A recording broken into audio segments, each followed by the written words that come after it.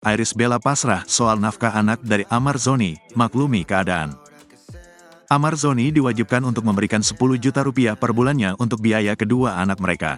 Sayangnya, sempat beredar kabar jika Amar Zoni tak menyanggupi nominal yang sudah ditentukan oleh pengadilan.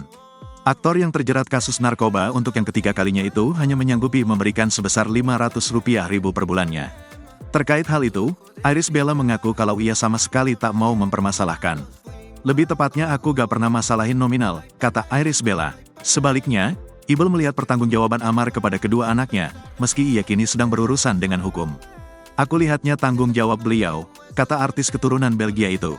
Aku lebih melihat gesturnya beliau. Kalau mau lebih dari yang diputuskan pengadilan sidang ya alhamdulillah. Aku gak patok nominal, aku kan tahu situasi beliau seperti apa sekarang. Aku gak masalahin nominal, asal dia masih mikirin, anak, tegas Ibel. Bercerai dari Amar Zoni, membuat Ibel menjadi orang tua tunggal dan tulang punggung keluarga bagi kedua anaknya.